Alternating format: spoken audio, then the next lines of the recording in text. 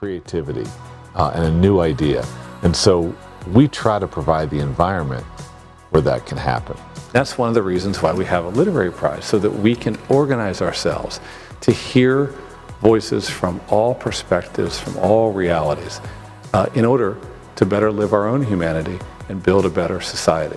And that if the ability to imagine someone else's inner life and social world is where compassion begins, then storytelling is the art that kindles that fire. That's why we host a literary prize to an influential work of literature while surfacing many works that are doing this incredible cultural work of revealing the questions that are hidden beneath our answers.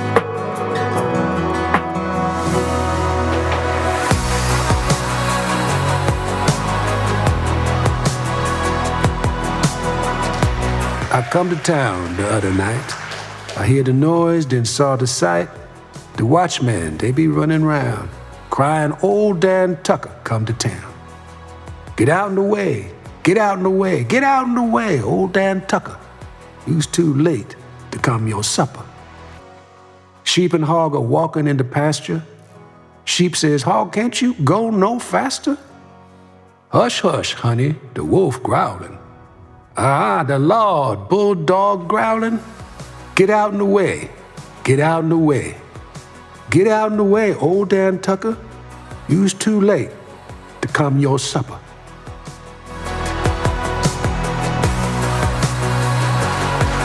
Jamil smiled. Zanya had not left her alone, even without her finishing school. She did not like how people thought she was stupid, because she had attended only 1 year. "If you want," Nami said, "I will tell Malama Dolores you want to learn.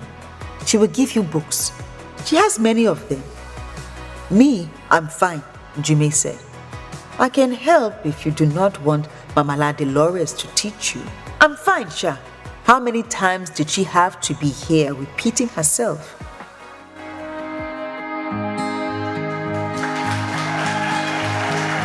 There's a Rio Grande in heaven. Oscar and Valeria must cross 1,000,000 times. It is beautiful, much more beautiful than the river on earth. The water is crystal clear.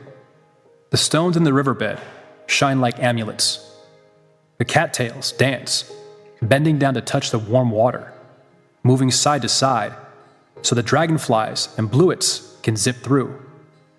It is so beautiful, and when migrants arrive at the river's edge, they think to themselves, "Oh, how muddy and cold, how thundering and tempestuous, how ugly and cruel the other river was."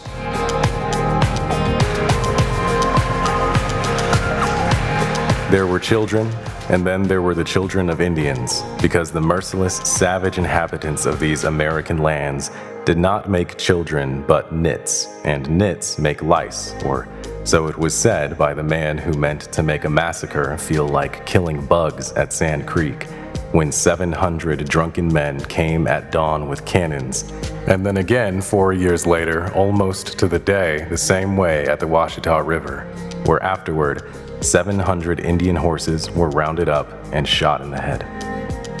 These kinds of events were called battles, then later, sometimes, massacres, in America's longest war.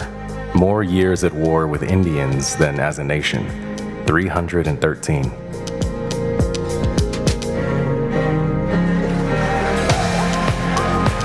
Eva took up space with a loud restlessness. A bee stuck in a room with all the windows shut. She touched things, talked about the things she touched, asked questions about them. Is this painting supposed to be the Phalawa? Was this your mother's vase? Took to circling the gardens with a cigarette in hand. Put her fingers to the petals of shrubs, the trunks of trees.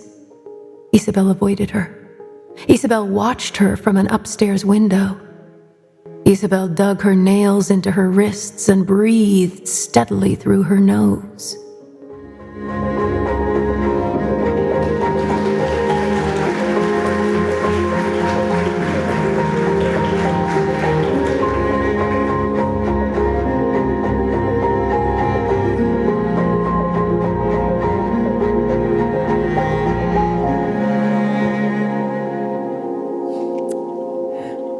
Good evening, everyone. Hello. It's so good to have you here. I'm Adrienne Brodeur, the Executive Director at Aspen Words.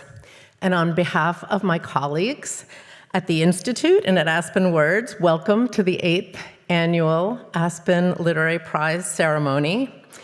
We are thrilled to celebrate these remarkable books and the extraordinary authors behind them. For those of you who are new to us, excuse me, Aspen Words is a literary nonprofit and program of the Aspen Institute dedicated to encouraging writers, inspiring readers, and connecting people through the power of stories. And this prize is essential to that mission. And this year, 2025, is especially meaningful because it's Aspen Words' 50th birthday. Yay! That is a half century of saying books matter, writers matter, and our stories matter. As you know, later tonight, we'll be announcing the winner of this year's prize. But right now, let's celebrate all 5 of these extraordinary works of fiction and the brilliant authors who brought them into the world.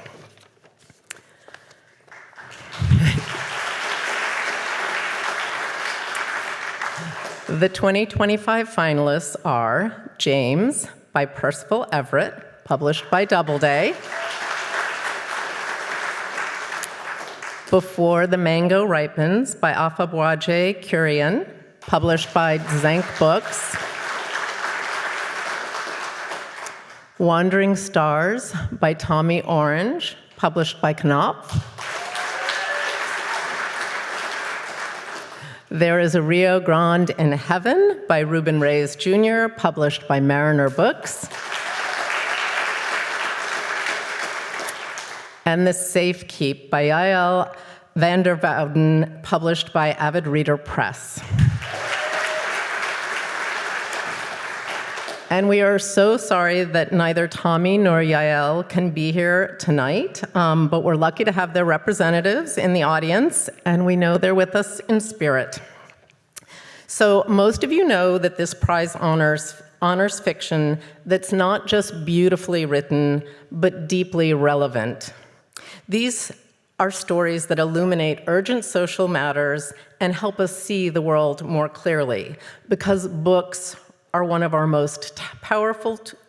most powerful tools we have to connect, to reckon with complexity, and to better understand one another. But before we move on, a few essential thank yous. This prize wouldn't exist without the help of a lot of people. First, our selection committee, Jared P. Woods, Lois Nimkowski, Elizabeth Dowdy. Thank you for your care, discernment, and commitment from the very start. And to our incredible jury, Dr. John Deasy, Louise Erdrich, Ben Fountain, Vanessa Hua, and Tayari Jones. You took on a monumental task. I'm looking at them right down here. And I didn't envy it. And you did it with such thoughtfulness and heart. So a huge thank you.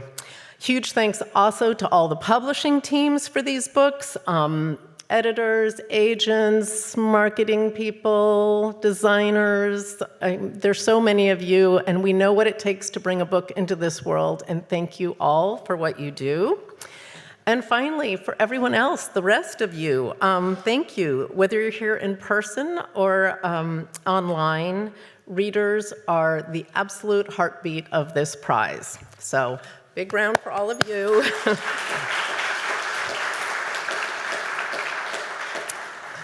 Now it is my honor to introduce our head judge, Ben Fountain.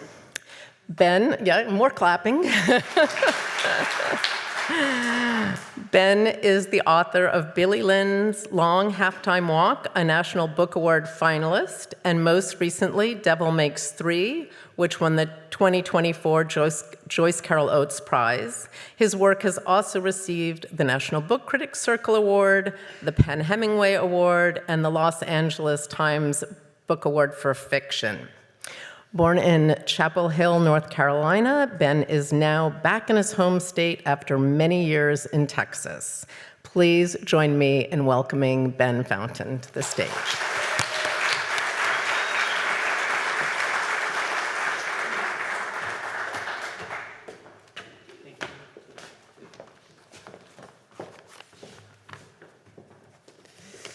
Thank you, Adrienne. There's a bunch of pros here tonight, so I better not blow it. So first of all, I'm supposed to talk about why literature matters, and I do have a few thoughts to offer on that. But first, I want to recognize and thank my very fine fellow judges. First of all, Tayari Jones of Atlanta. Tayari is here. Tayari, would you stand up, please, and take a bow?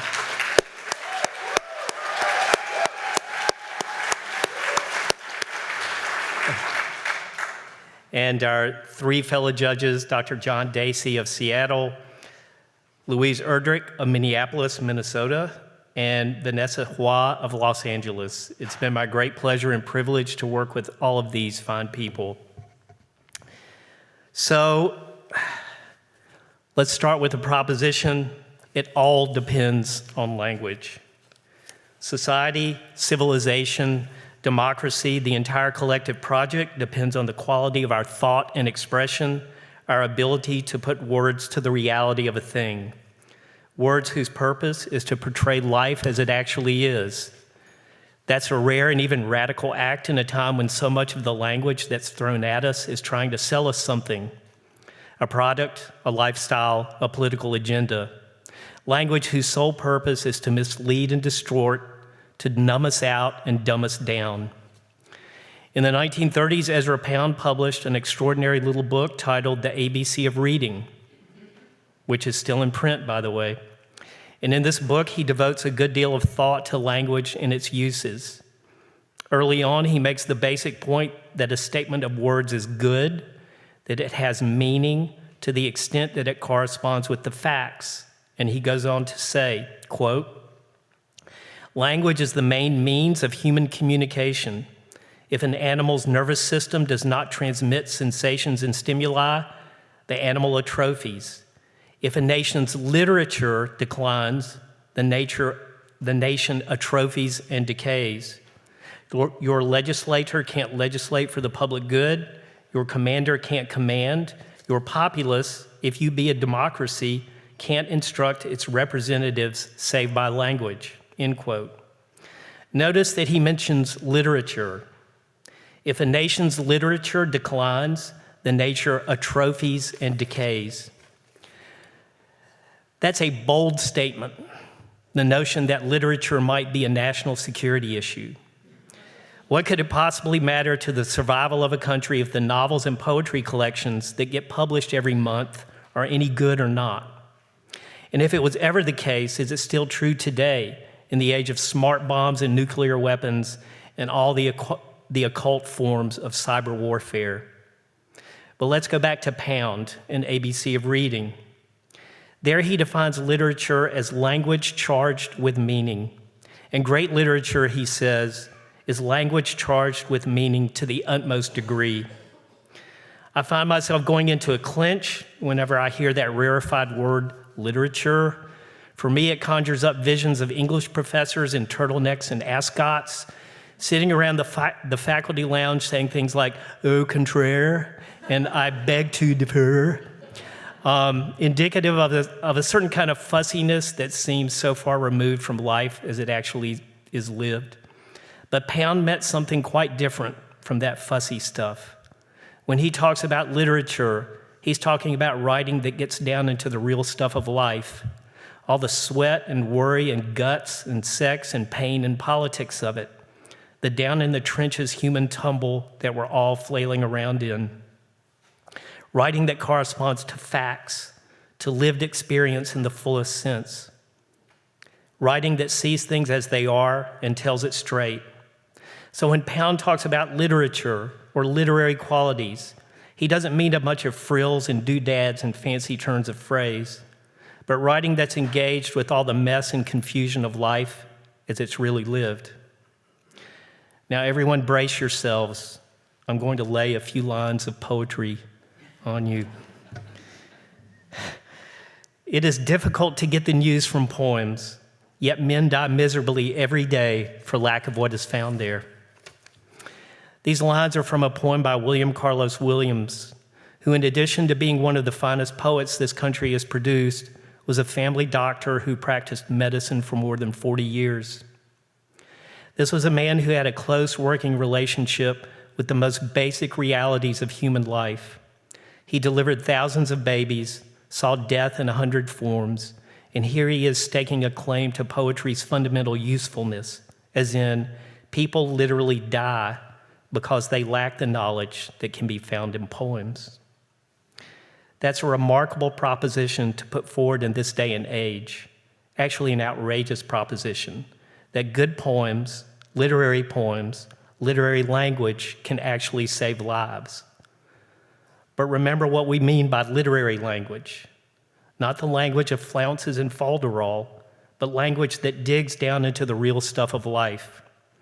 Language, as Ezra Pound said, that's charged with meaning by virtue of its insistent fidelity to the facts.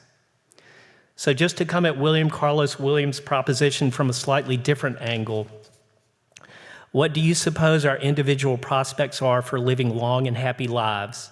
In other words, for not dying miserable deaths, if our actions are based not on facts, but on lies, delusions, and fantasies? Or scale it up to the macro level.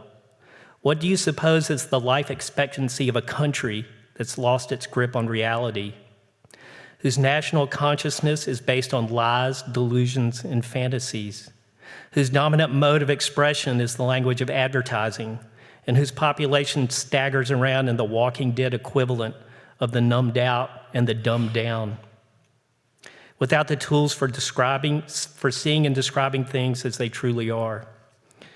Maybe that's how we get wars that go on, an economic bamboozlement on a cosmic scale, and a politics that's so dysfunctional it makes a kicked-over anthill seem orderly by comparison. Seeing and describing things as they truly are, that's the proper and essential work of writers. And the writers whose work we're celebrating here tonight, Percival Everett, Ava Buaj, Tommy Orange, Ruben Reyes Jr., and Yael van der Wouden, they have given us 5 splendid works of fiction that are doing this proper and essential work. Now I want to invite onto the stage, one by one, the 3 fine finalists who are here with us tonight. Percival Everett, would you please come to the stage?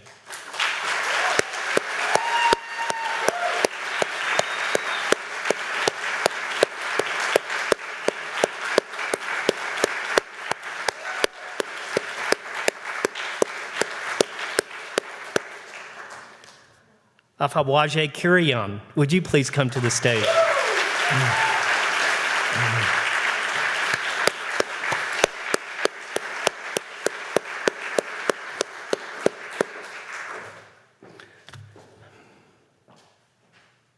Ruben Reyes Jr., would you please come to the stage?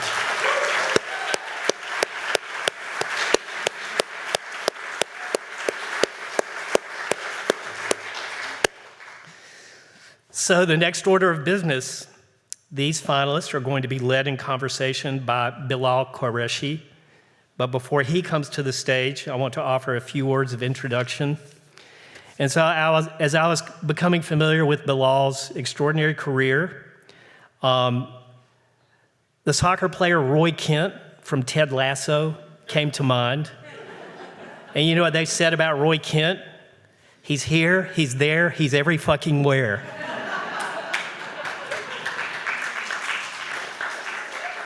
So that's Bilal.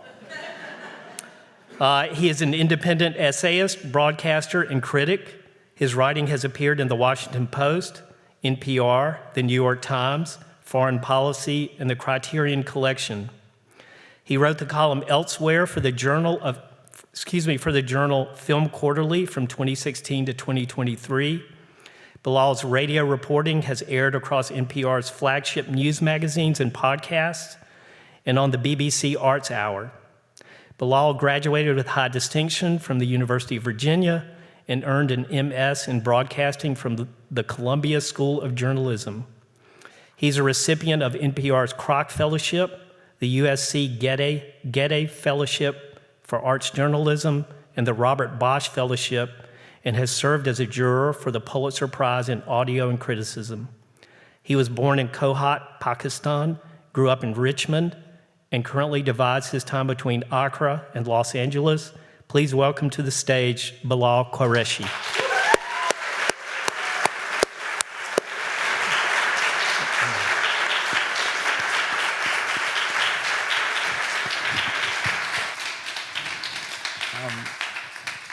Well, I'm a little embarrassed by taking up more space than I really need to as a moderator, so please excuse me for that. Welcome, and thank you to the Aspen Words Festival, to this incredible opportunity, and it's so nice to be here, and to each of you for these books. I had just the perfect privilege to get a box of these 5 books sent to my house, and to get to read them as a family of books. And I would say that, like what Ben was saying in his remarks, I think all of us have our attention sort of splintered and divided and demanded in lots of different reasons, and I felt like each of your books and each of the other 2 nominees that are not here sort of command and demand and reward your attention in a way that I'm really grateful for. So thank you so much.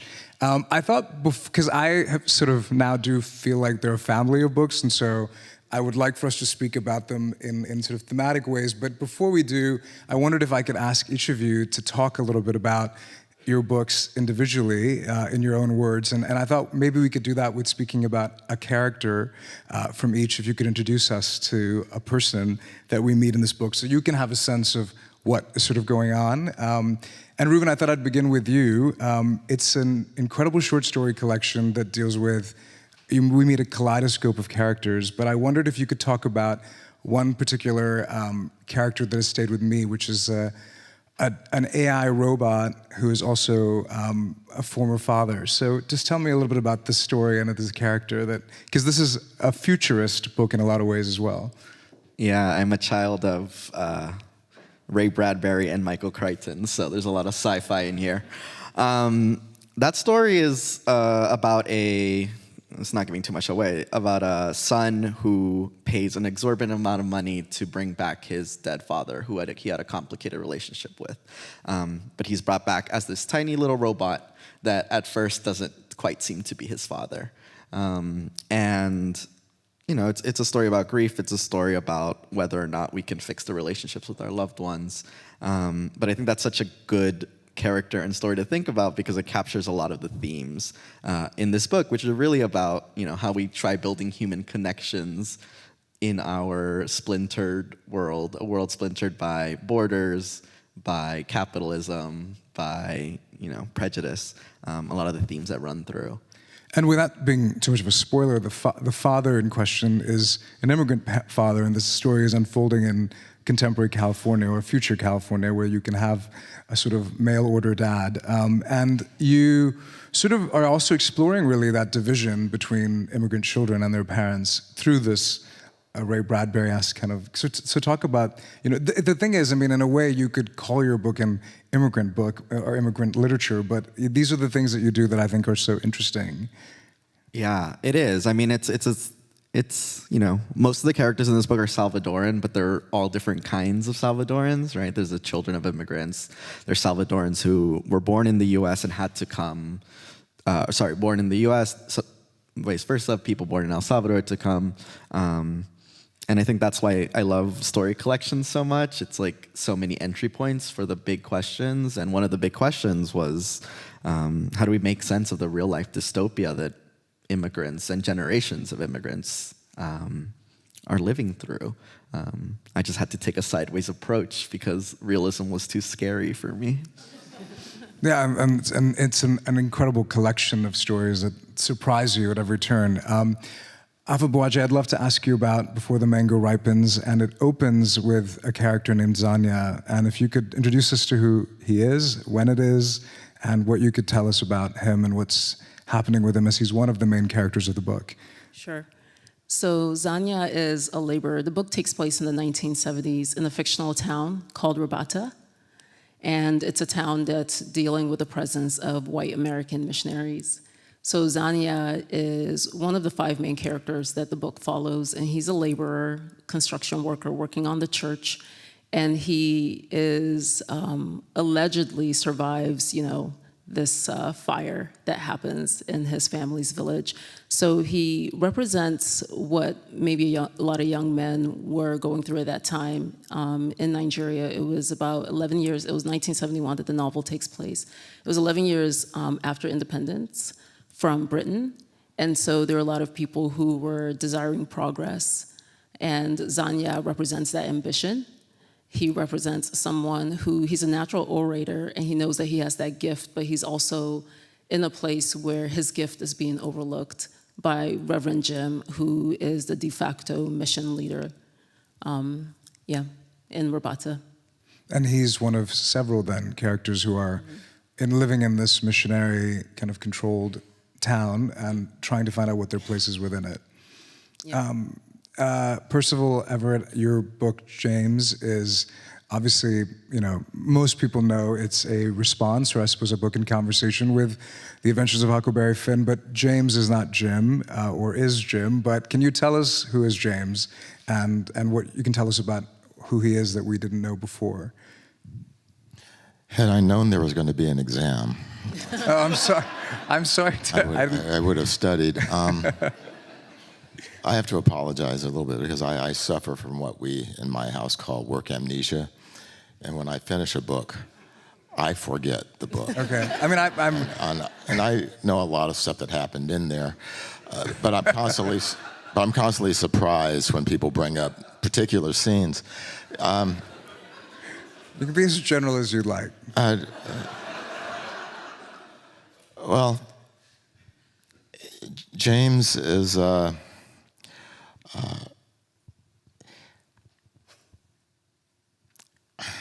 This is tough. My answer usually is, if I could say it in a few words, I wouldn't have written a book. But reading Huck Finn and seeing the depiction of Jim, that has become the depiction of slaves, the enslaved that we have seen throughout our lifetime, and certainly before that, to the 19th, 20th centuries and into the 21st. The enslaved people are always superstitious, simple-minded, they're capable of eating, drinking, procreating, but certainly not capable of second-order thought and being fascinated with the world in the way that we all understand ourselves to be fascinated with the world.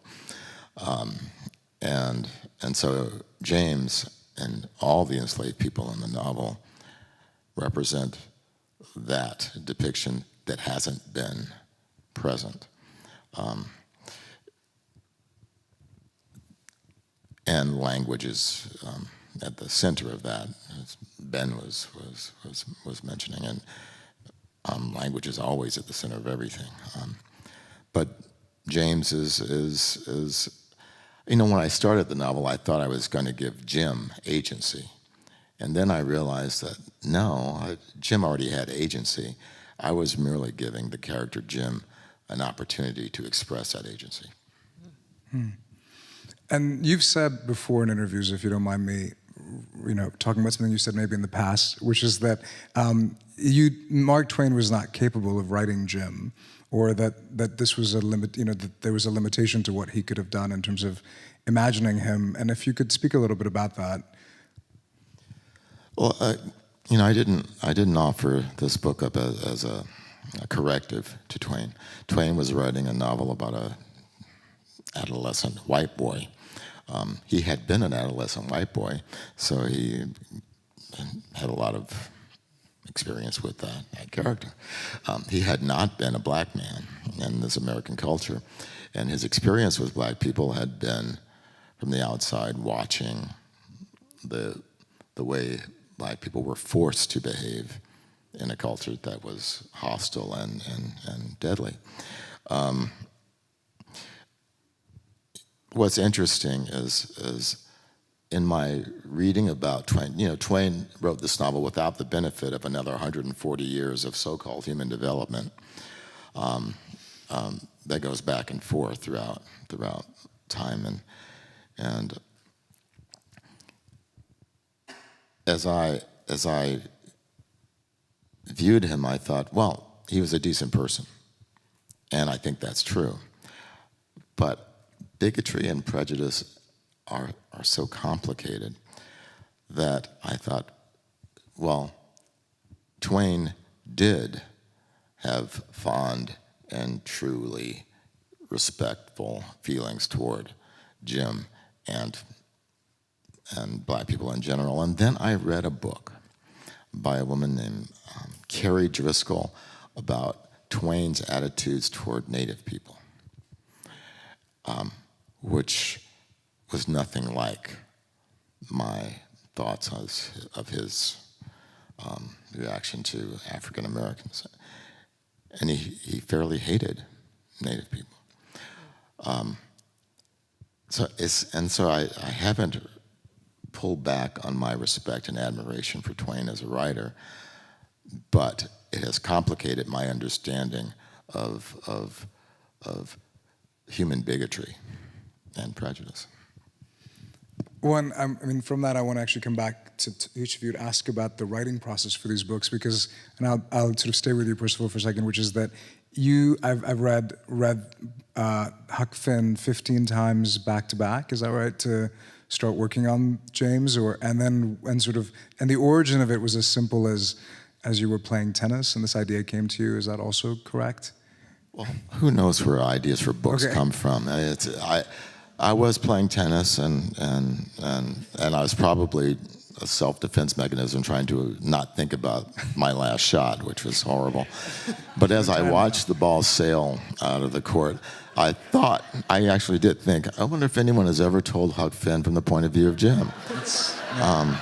As happens during tennis games. Yeah. It does. My next novel is, wow.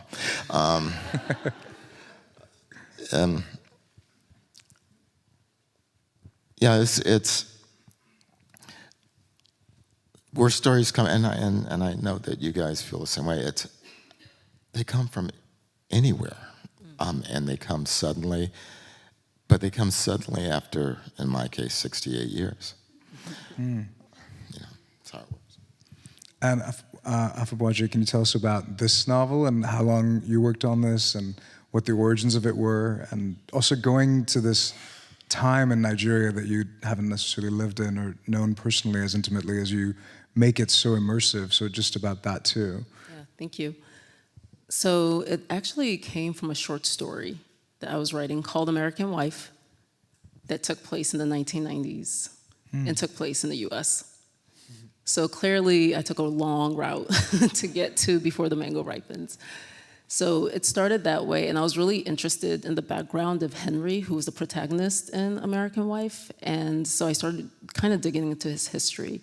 I ended up going to Nigeria in 2015, right after I'd started this work, started a short story, and started trying to turn it into a novel. And I interviewed just so many of my relatives about what it was like to just grow up in the 70s, because I was looking for Henry's origin story. And so Zania came to me very strongly. But what also helped was the fact that I was speaking to my uncle, and he was telling me about when missionaries came to our town. And so this is the Baigi people who live in Middle Belt, Nigeria. And he told a story of one of my relatives who would go on excursions with a white American missionary. And whenever the missionary would get tired on these excursions, this relative would carry him on his back. And I was really upset hearing that story. And I think my uncle just kind of looked at me as like a fiery American niece. But, I ended up writing into that image. So it's an image that shows up in the book, except I wanted to turn it on its head. So I had Zania carrying Jim Clemens. And so Jim Clemens comes in and he's like, I want to save the people spiritually. And Zania ends up saving Jim's life. And that was just a twist that I wanted to add to it. And it's something that really upsets Jim. throughout the book that he was saved by this African man first before he could do the saving, in a way. So I just ended up writing into that idea, and the story kind of, grew legs. And I did have 2 parallel narratives at one point, one taking place in the 90s and the other taking place in the 70s. But I think the 70s was just more compelling to me. And part of it had to do with the fact that during this time in Nigeria, 11 years after independence, you actually had government takeovers happening where the Nigerian government was taking over, the Western institutions. It was taking over the hospitals. It was taking over the schools, just trying to have Nigerians in leadership in those places. So it was a very fraught time. And it's also a time when John Gatu, who was he was General Secretary of the Presbyterian Churches of East Africa. He actually called for a moratorium on missions. He wanted missionary activities suspended. So I just thought that was a great time of conflict, spiritually kind of fighting back against the paternalistic attitudes of missionaries and saying that Africans can guard their own spirituality. And it took you, you were saying 10 years? 10 years, yeah. And how many trips to Nigeria did you have to take? Or? Just that one. Yeah. I mean, I was born there, that helps, of course, but I conducted just a lot of interviews and did a lot of research, reading a lot of memoirs as well, and research papers, and doing some archival research also. Yeah. And Ruben, can you talk about where there's so many stories, I suppose, and there's so many characters. We can't trace where all of them came from, but what you could tell us about the origins of this collection and the language you found for them, because I have to say, I'm a big music head, and so there's this sort of playlist quality to them as well, where each one has a completely different vibe and style, and they are really propulsive in a way as well, without reducing their migration poetics. But I'm curious if you could talk about the origins of these stories. Yeah, thank you. A story. I think this is the beauty of a story collection. It's you have to write one story, and that's the first step, and then eventually you have some stories, and you're like, wait, is this a book, perhaps? And that was kind of my journey. I'll say that it really cemented into this, and I'm glad you felt some unity, because it really cemented into a book for me, or a potential book, in 2018, when there was just like a nationwide focus on immigration on the southern border, and the lives and images of a lot of Central Americans in particular, who were being detained and parents separated from their children, just some really horrific stuff, in a way that had been happening but hadn't been making news in the way it did in 2018. And that's kind of when I came to the central question that kind of guided this collection in the second half, I'd say, of writing it, which was, how do we make sense of that dystopia, or how can I write dystopia when people are living dystopia? And that informs the kind of genre blend that's in here, and what I think I have to say about migration. I just felt that there was a lot of great writing, in journalism and nonfiction books about the migration, quote unquote, crisis. And so I wanted to approach it at an angle, and that also, I think, informed the approach. All of this, I think, feels like I'm trying to undercut or complicate what people are hearing in the news about the issue of migration.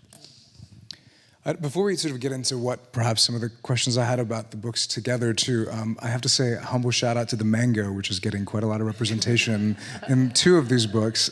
Did you, that thing with mangoes, or both of you, would you like to, maybe this is a South Asian bias that I have about the mango, but I enjoyed the kind of fact that your book has a really interesting relationship with the mango at the cover and the first story. If you want to just say something about not making it a easy exotic trope, I suppose, but something that is clearly important to you. Yeah, I was like basically hearing people talk about like mango poetry, which is like this like impulse to nostalgia, like by children of immigrants to write nostalgically about their parents' home country, which I think is kind of an unfair critique, but also I think I've read that stuff and it does make me cringe. I went to a South Asian film festival once called Bite the Mango, so yeah, the mango has been, yeah. And so, I don't know, the story you mentioned, it really tries to take a kind of satirical look at it, and I think the cover is kind of a little joke too, because it's this beautiful, approachable mango, and then you read the story and you're like, oh, this is kind of horrific. Yeah. So I actually based my title on a Baigi proverb, which says, before the ripening of fruit, what were the birds eating? And this is something Kago says to Zanya. Kago's a laborer also, and he's essentially saying, before the missionaries were here, we had our own way of surviving, right? So before the fruit is on the trees, like the birds have their own ways of surviving and foraging for food.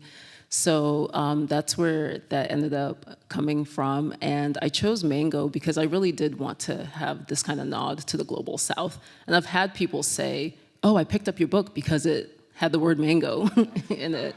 It's a really powerful, powerful mechanism.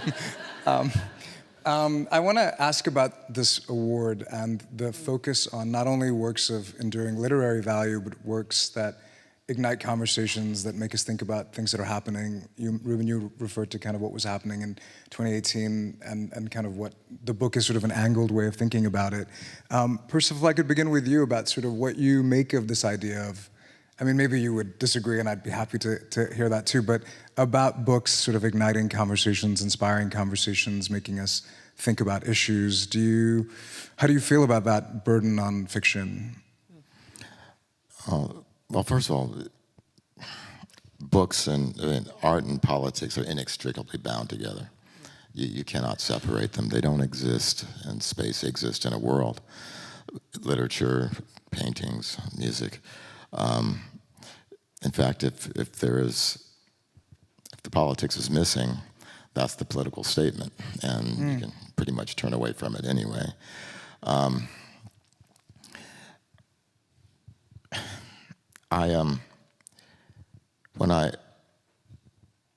Reading is the most subversive thing.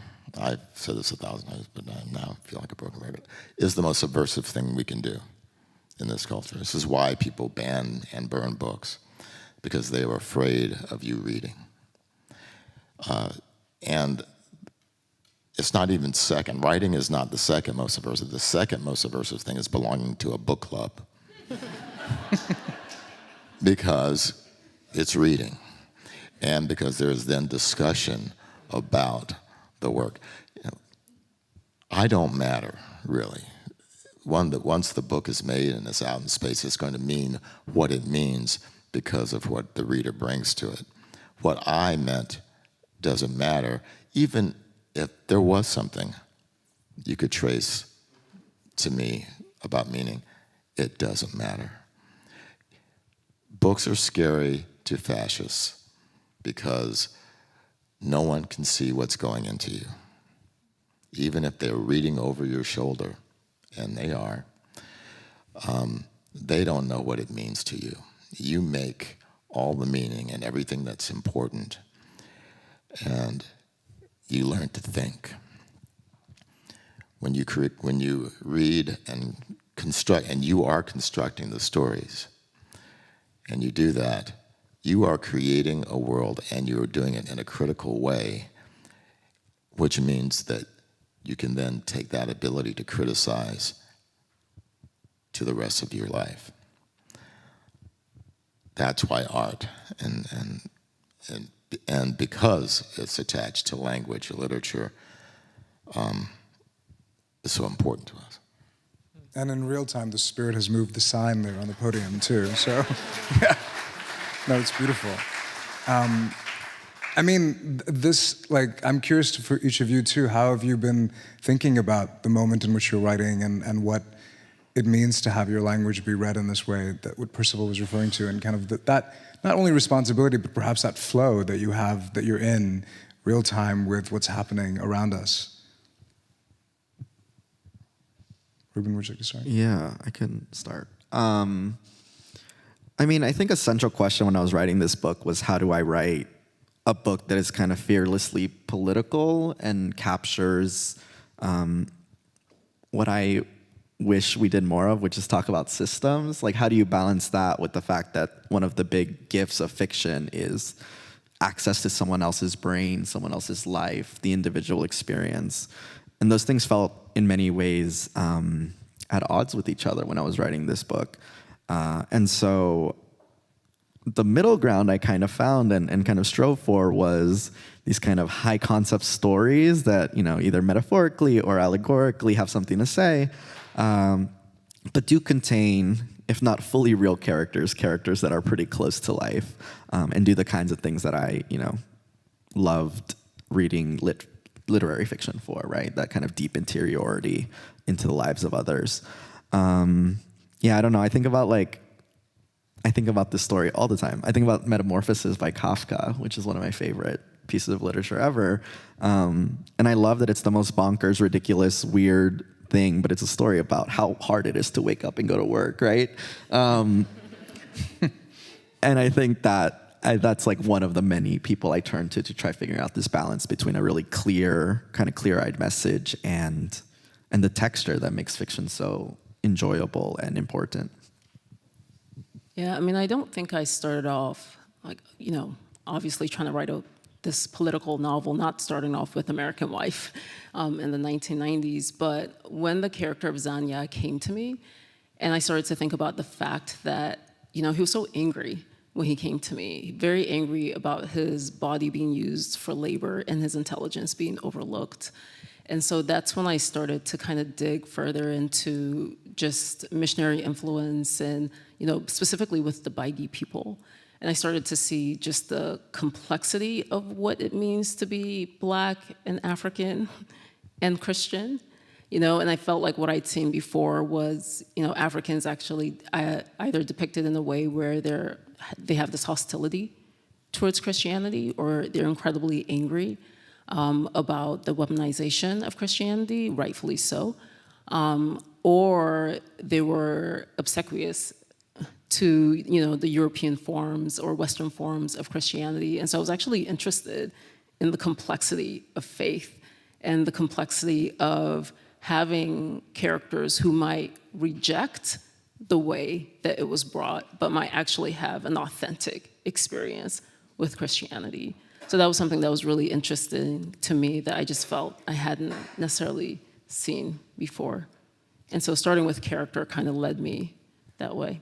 Well, what I really, I mean, again, it's because of maybe the feeling of reading these books in conversation with each other, and now we're getting to have this extremely privileged conversation, is that it did seem to me that all of your novels have someone having a very powerful awakening of some kind, where there is a kind of, and which I think is in a way my favorite theme to read about, because someone has gone from a kind of status quo, and once they've had this so-called awakening, then there's no going back, because something is going to change, and drama is going to ensue. And I think that, in a way, even within all these heavier themes that we've discussed, from migration to colonialism to gender to slavery, there is this kind of power driving through these books of someone who's not going back. And I wondered if you could talk about that, because it's something that each of your books shares, and in a way, I have to say, leaves you as a reader quite heartened and quite, I don't know, like alive in a way, rather than despondent, even if there is the reality that we're all living in. But yeah, if you could talk a bit about that, and if you perhaps are also drawn to that, or were thinking about that. Percival, would you like to begin? I guess so. You've been silent, yeah. Yeah, well, I mean, it's clear that James is experiencing an awakening born out of fear of losing his family, and the extreme circumstances and the moving through this space that is America only solidifies his understanding of that fear and his place in it. And it's not lost on James that his safe passage through this landscape is dependent on this white face this boy. He cannot move through it alone. It's a reality he has to accept for his survival. And that's what he finally does abandon. The irony, of course, is that the white face isn't the white face that the world is seeing. It just happens to be light skin. And I mean, in your book, I think, and Before the Mango Ripens, it's also this really incredible moment when people are realizing that they can sort of claim their own, not only cultures, but even take Christianity for themselves and kind of find a new language for it that works for them, which I think is, and yet there is a conflict, but there's also a kind of, an awakening doesn't have to mean a kind of attack, a retaliatory attack. Yeah, and I think, it takes a long time for Zania to actually awaken. I think everyone else around him slowly kind of wakes up to what's happening, especially the laborers. They have a sense of how they're being used and, just what's happening with the missionaries. But I think Zania takes maybe just a longer time because of his family history, because of the things that he suffered at the hands of his family. I think it takes him a while to kind of wake up to what Jim Clemens is doing, because he also wants to have faith in the fact that, I know that Jim is someone who is truly striving to help him, and then you realize, that he's someone that's not. And I think that Jumai also awakens. That's another character. She's a domestic worker for the missionary families. And Tebeya also awakens in a way, and I think it's just indicative of what was happening at that time with the government takeovers. People, I want to say they were awakening to their intelligence. I think, they've always had that, but there was this infantilization that was happening. And so there was a need to reclaim, their spirituality for themselves. And that was something that needed to happen. And when I wrote a draft of the book, I actually didn't have that happening for Zania initially. And then, it was something that I needed to change just for his character arc. Well, I mean, we're actually short on time, but I want to ask you a question that actually was inspired by something you said, Percival, in your National Book Award prize ceremony about hope, and the idea that when you looked out at the audience, and we're in the same kind of audience now in the Morgan Library and around books and around incredible books, that there's an immediate sense of community, the subversiveness of a book club writ large, and the hope that one gets from all of these books. But I have to say, we're in a pretty bleak period. And I went to the New York Public Library today as a non-New Yorker, and there were signs everywhere that were protect the freedom to read. They were sort of flashing before you. And there is this, looming sense that we're in the middle of a quite acute, I don't know what the anti-spring would be, but the American anti-spring. And I would be curious if you said, I think hope is not a strategy, maybe it was the phrase. But hope is still important. And on that note, we've fully lost the sign.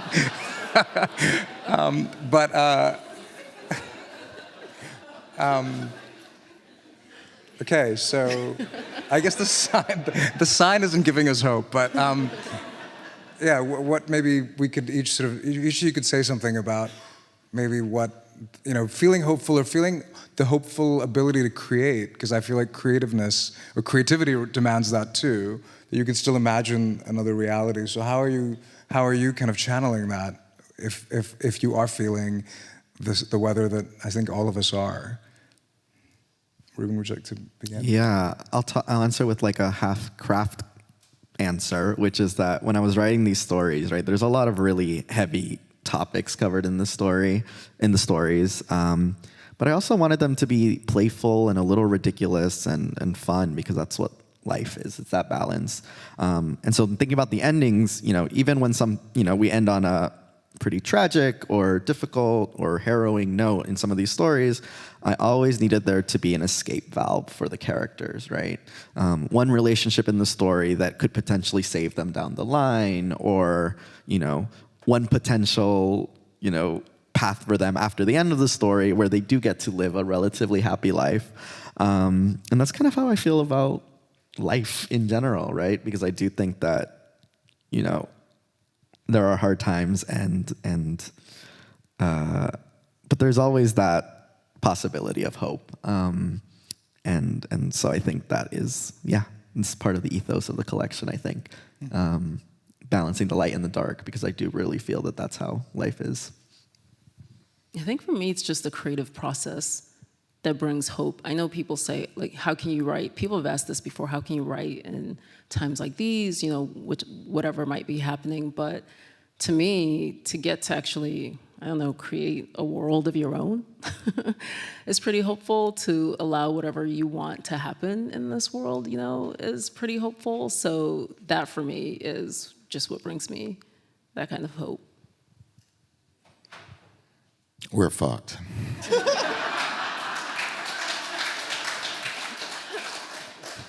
You know, we're sitting in this room. It feels good. I see a lot of people who love books and stuff, and it's easy for us to delude ourselves. You know, if my publisher sells 50,000 books, you know, they do a little dance, and it's great. If I sold 50,000 records, I'd never record again. If 50,000 people went to see my film, I'd never make another film. Books, this is not a reading culture. I would love it to be a reading culture. You can help it become a reading culture, but this is an uphill battle for us. And it's not about reading, it's about thinking. The one thing you can be certain of is somebody who wants to ban a book has never read a book. And this American culture right now, I'll just say this current administration has given ignorance its swagger back.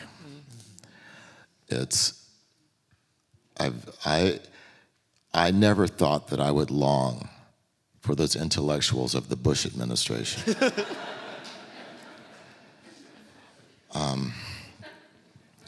This is a frightening moment, and so I'll leave it at that.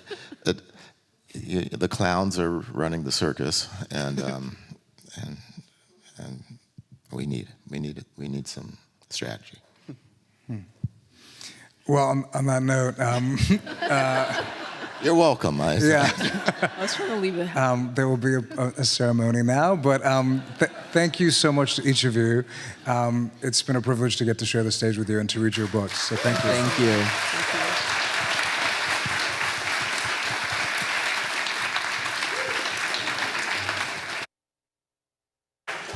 Thank you again, Bilal Qureshi, and to all of our finalists. Congratulations.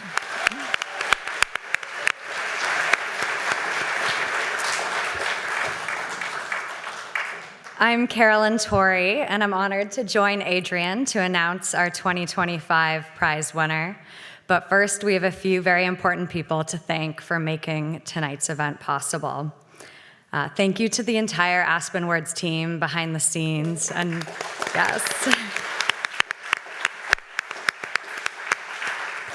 And to the Pitkin County Library for hosting a viewing party back in Colorado. Thank you to our Advisory Council, Creative Council, and all the members who support Aspen Words.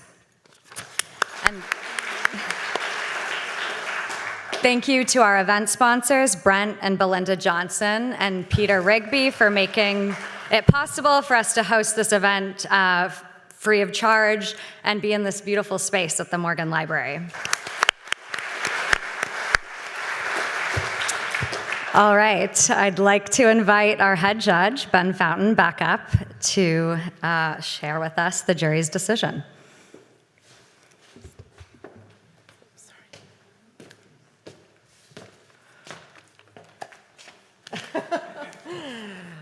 Dun, dun, dun, dun.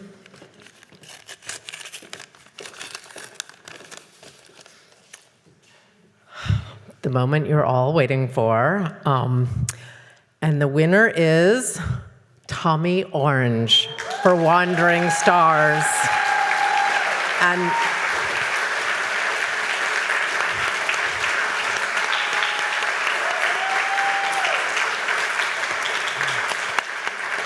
I am so sorry that he is not here with us to celebrate this moment, but we have a video.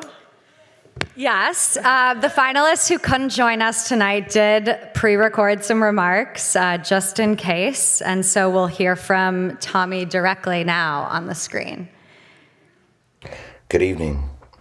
My apologies for not being able to join you. At a time like this, it can be hardest to believe in art and how it can impact the world. It also happens to be when we need it to most. Writing itself is an act of faith. You throw your fingers at the keyboard, believing something more will come of it than what you could otherwise record to a voice note and simply transcribe later. Believing there is something bigger than you right behind that same pair of eyes that looks back at you with disgust. It took 6 years to write Wandering Stars. Belief, in brief, feels sometimes doable, but stretched over time, impossible. I couldn't have written this book without the faith of my wife, Kateri, and my sons, Felix and Solomon, who all saw me through the worst of it in life, and my editor, Jordan Pavlin, who saw me through the worst of it on the page. I'd like to thank the judges and the incredible finalists, all of whom I wish I could have been there to meet and thank tonight. Good night.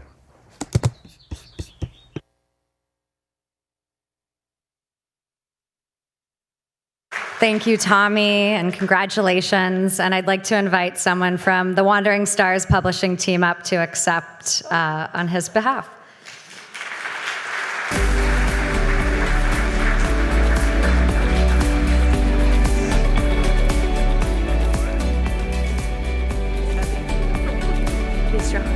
Thank you so much. I know that Tommy so wishes that he could be here tonight. No matter what I tell him, it's really hard for Tommy to believe that this book, which in so many ways is so internal and personal, resonates with even one reader. And so I know that this award is extra meaningful and reaffirming. Thank you.